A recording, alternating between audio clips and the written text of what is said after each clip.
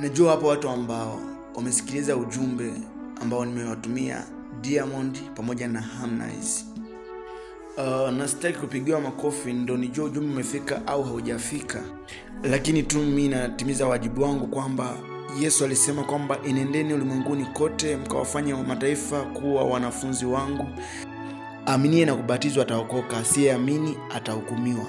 Kwa hiyo swala la kuokoka ni mtu mwenyewe na mlengwa mwenyewe ambaye anasikia hayo. Lakini pia katika kitabu cha Ezekieli, Mungu anamwambia Ezekieli, nenda kwa hao watu iwe watasikia au hawatasikia, lakini wewe umejiokoa roho yako. Kwa hiyo mimi natimiza wajibu wangu katika Kristo. Tunajua kwamba hakuna njia nyingine ambayo mtu anaweza kuingia mbinguni ila Yesu. Kwa hiyo kwa namna nyingi tunajitahidi kusambaza injili ili watu waweze kumjua huyu Yesu Kristo. Kama tunavyosoma kile kitabu cha Yohana 14 na ule mstari wa 5 mpaka wa 6.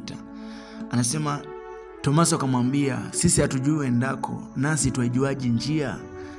Yesu akamwambia, mimi ndimi njia, kweli na uzima. Mtu haji kwa Baba ila kwa njia ya mimi.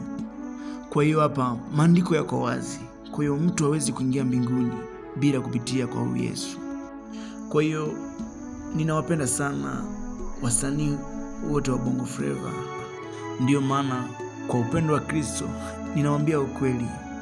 Mungu awape neema kutii sauti hii. Mumwamini Yesu.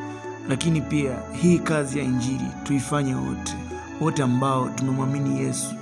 Tujitahidi kupeleka injili huku na huku ili watu waweze kumwamini Yesu. Kwa kufanya hivyo tutaokoa roho za watu wengi na wengi watamrudia Mungu.